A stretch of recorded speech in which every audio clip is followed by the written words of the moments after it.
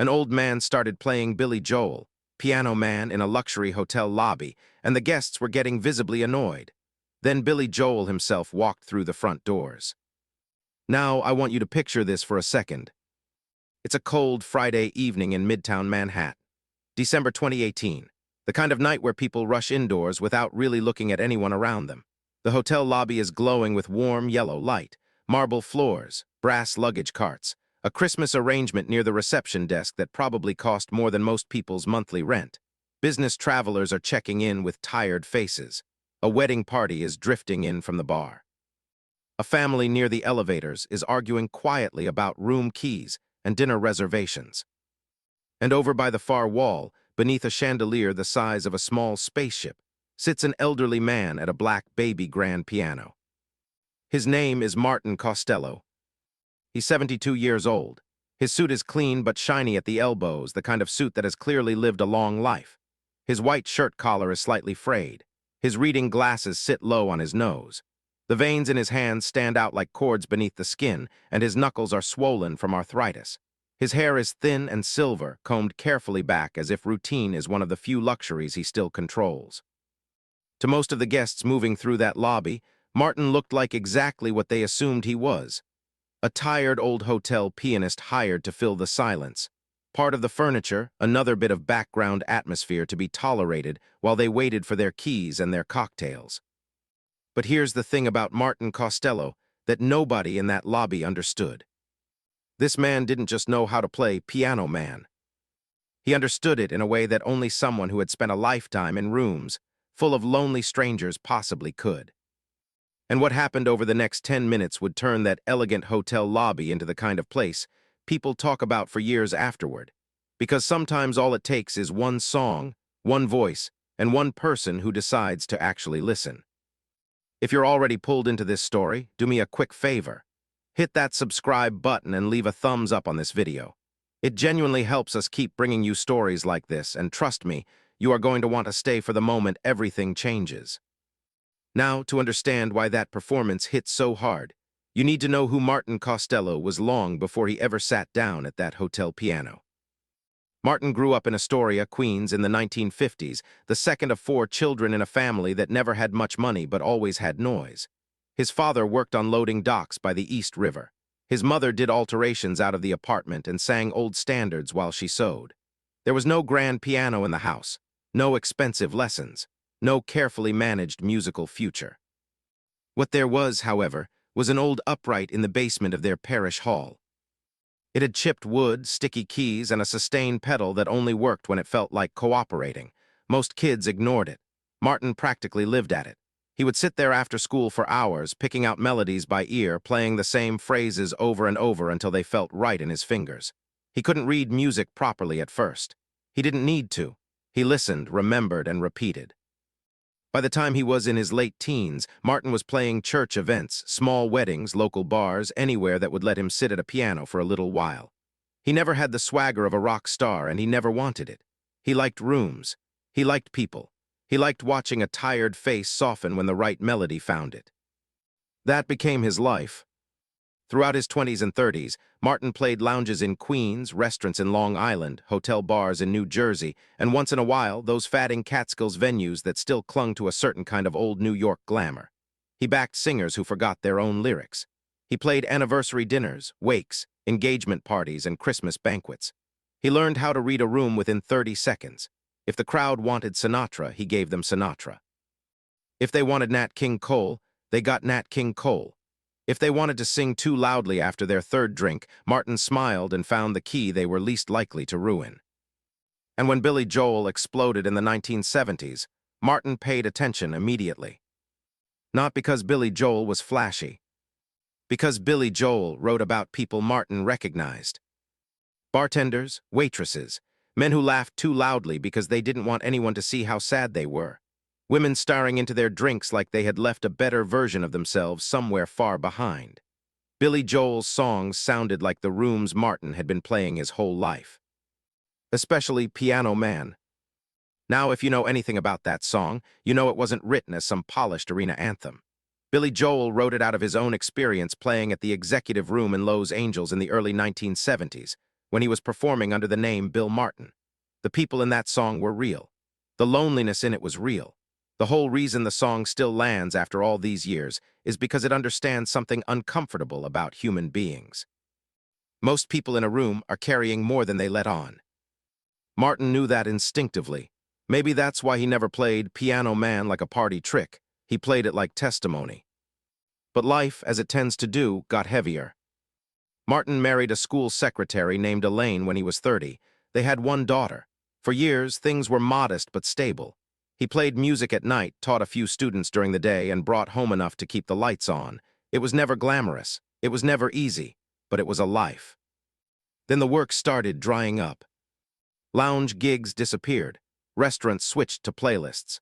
Younger crowds wanted DJs, not a man in a tie playing standards at a piano. Martin adapted where he could, but there's only so much adaptation a musician can do when the world decides convenience is better than craft. And then came the blow that really changed everything. Elaine got sick. The treatments were long. The bills were brutal. The savings went fast. Martin sold gear, took extra gigs, and played anywhere that would hand him a check. But by the time she passed away, the money was mostly gone, and so was the shape of the life they had built together. After that, the apartment felt unbearable. The silence was the worst part. So a few years later, when a Midtown hotel offered him a part-time lobby pianist position 3 evenings a week, Martin took it. The pay wasn't much. The audience was unreliable. The piano was sometimes slightly out of tune from being banged on by overexcited children during the holidays. But it was a room. And being in a room with people, even distracted people, felt better than going home too early to an apartment that still carried too many ghosts. Most nights the guests barely noticed him. Some nodded politely. Some requested songs. A few left tips near the piano. But a lot of people treated Martin the way people treat service workers, street performers, older musicians, and anyone else society has quietly decided to stop really seeing. They looked through him. And once in a while, they were worse than indifferent. They were irritated. This is the part of the story that matters more than people think, because annoyance can be a strangely cruel thing. Open mockery is obvious. Indifference is cold. But annoyance says, your presence is inconveniencing me. It says, whatever you're offering, I didn't ask for it. Martin got that all the time. Guests on business calls would shoot him sharp looks if he started a piece they considered too loud. Tired parents would sigh if their children wandered toward the piano. Younger travelers sometimes smirked and filmed him for a second, not because he was bad, but because to them he seemed almost absurdly old-fashioned. An old man at a piano in a polished hotel lobby, playing songs from another era, while everyone else hurried around chasing modern life. And on that particular Friday night, the mood in the hotel was especially thin. A winter storm had delayed flights. The bar was understaffed. Check-in was taking forever. Somebody's corporate event had spilled into the lobby. A bridal party was already a little drunk. Nobody had much patience left for anything unexpected. Martin had started with quieter standards, then a little Gershwin, then The Way You Look Tonight. A man near reception requested something a bit more upbeat. Martin nodded. He rolled his shoulders once, flexed his aching fingers, and began the familiar opening of Piano Man. And almost immediately, you could feel certain people bristle. A woman working on a laptop looked up with visible irritation. A man in a charcoal overcoat at the front desk muttered something to the concierge and glanced toward the piano like he'd been personally inconvenienced by the existence of melody. A couple near the bar actually laughed when they recognized the tune, not because they were delighted, but because they assumed it was about to become one of those awkward, cheesy lobby moments. One younger guest said, just loud enough for people nearby to hear, "Please tell me we're not doing sing-along hour."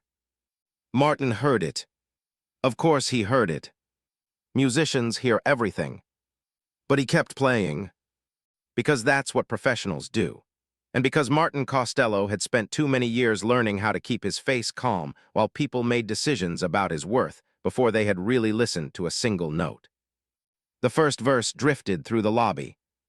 It's 9 o'clock on a Saturday. Only in this case, it wasn't a Saturday. It wasn't a bar. And the irony was almost too perfect. Here was a song about overlooked people in a room full of overlooked feelings, being played for a crowd too impatient to realize it was quietly describing them. And then the front doors opened. Now, what was Billy Joel doing at that hotel on a freezing Manhattan Friday night? He was in the city, as he often was, during one of his Madison Square Garden residency weekends. He had a private dinner meeting at the hotel before heading downtown later in the evening. Nothing dramatic, nothing staged. Just a man walking into a building he had entered for a completely ordinary reason. Except the song that greeted him was anything but ordinary. Billy stepped through the revolving door in a dark coat and a cap pulled low. At first, almost nobody noticed him. Why would they? In New York, people are experts at not looking up. But Billy heard it instantly. He heard his song. And more than that, he heard it being played by someone who wasn't coasting on recognition, wasn't pounding out the melody for easy applause, wasn't turning it into karaoke nostalgia. This old man at the piano was playing the song like he knew every lonely person inside it. Billy slowed down. Then he stopped completely. A bellman would later say that Billy's expression changed the second he caught the phrasing, not because it was flashy, because it was honest, and that matters to musicians more than almost anything. Billy stood there for a few seconds listening. He watched the guests who were half ignoring the performance. He watched the people who looked annoyed. He watched Martin, shoulders slightly hunched, eyes on the keys, hands moving carefully but with absolute authority. And then Billy Joel started walking toward the piano. Martin didn't notice at first. He was too deep into the song. He had reached the line about the old man sitting next to him, making love to his tonic and gin, when he sensed movement near the curve of the piano. He glanced up, and there, standing just a few feet away under the chandelier light, was Billy Joel. Martin's fingers nearly faltered. Billy gave him a small smile, and said 6 words Martin would repeat to his daughter later that night with tears still in his eyes. "Keep going, I know this one." What happened next turned that entire lobby inside out. Martin kept playing, visibly shaken now, and Billy waited half a beat, just long enough for the room to feel the strangeness of what was happening. And then, right as the chorus arrived, he leaned in and sang. "Sing us a song, you're the piano man." The effect was instantaneous. The woman with the laptop froze. The man at the front desk turned around so fast he almost dropped his phone. The couple near the bar who had laughed a minute earlier stopped smiling entirely. Conversations died mid-sentence. Wheels on rolling suitcases stopped. A child near the elevator pointed and said much too loudly, "That's Billy Joel," which finally caused the recognition to spread like electricity through the lobby. And suddenly, the people who had been annoyed were no longer annoyed at all. They were stunned. Billy didn't take over the performance. That's the beautiful part. He didn't push Martin aside. He didn't turn it into a show about himself. He let Martin lead. He sang with him, beside him, occasionally looking over with that expression musicians get when they realize they've found someone who truly gets the song. By the second chorus, guests were gathering in a semicircle around the piano. By the bridge, phones were up everywhere. Hotel staff had stopped pretending to be busy. Even the concierge who had been fielding complaints a few minutes earlier was standing there grinning. And Martin, this 72-year-old man who had spent years being treated like background noise, was suddenly at the center of the room, playing one of the most famous songs in the world with the man who wrote it. When they reached the final chorus, Billy stepped back slightly and let Martin's piano fill the space. The lobby, which minutes earlier had been impatient and fractured and distracted, was now singing together.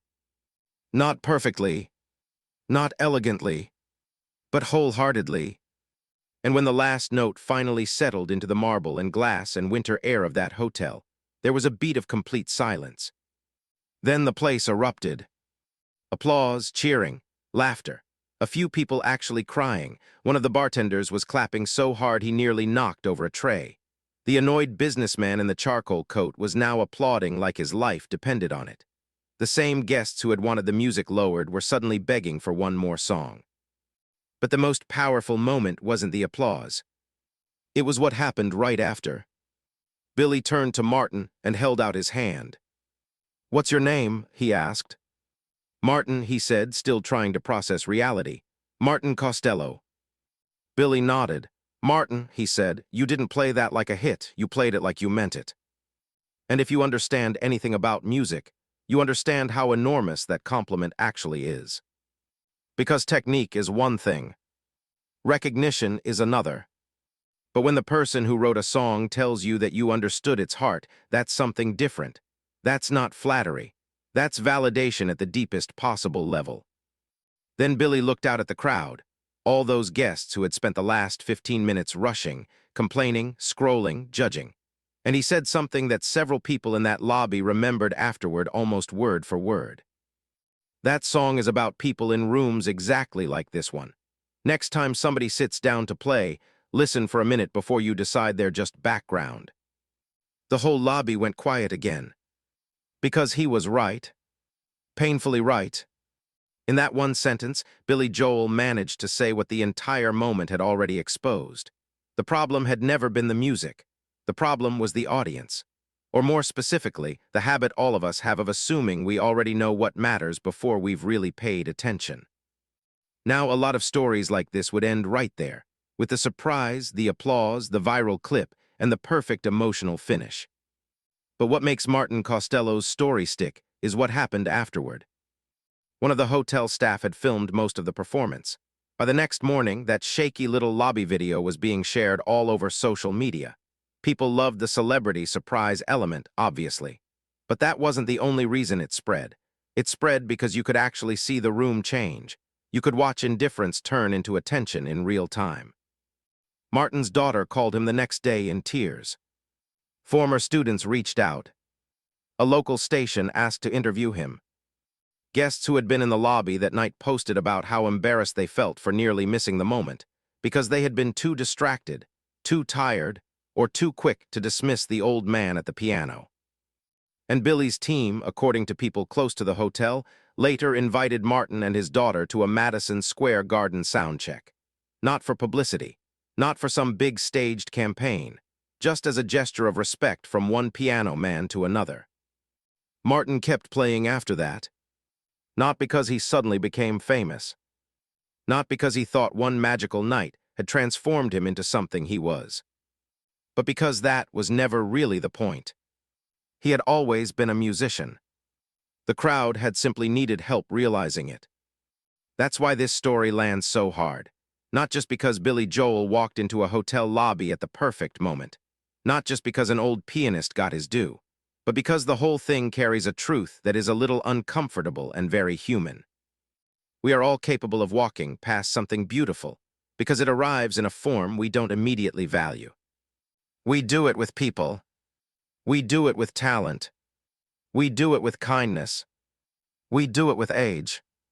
And maybe the most poetic part of this whole story is that the song was Piano Man, a song Billy Joel wrote about unseen people sitting in a room, hoping somebody might understand them for a few minutes. That night, Martin Costello wasn't just playing the song. He was one of the people inside it. And Billy Joel, by walking in and singing along, didn't magically create Martin's talent. He revealed it to everyone else. He didn't change the music. He changed the audience. That's the real miracle here. Martin still played that hotel from time to time after the video spread. Same piano, same careful posture, same arthritic hands. The difference was that now, when he started a song, people tended to stop a little sooner, listen a little longer, judge a little less quickly. And honestly, that may have mattered more to him than any headline ever could. Because after a lifetime of playing for rooms full of strangers, the thing Martin had wanted most was never fame. It was to be heard. If this story moved you, if it made you think, or if it reminded you to slow down and really notice the people around you, then please share it with someone who needs to hear it today. Hit that subscribe button so you never miss stories like this one, and leave a comment below telling me, have you ever almost overlooked something beautiful because you were too busy, too stressed, or too sure you already knew what you were seeing? I read every single comment, and I genuinely want to hear your story. Thank you for watching, thank you for listening, and remember, you never know who's sitting behind that piano.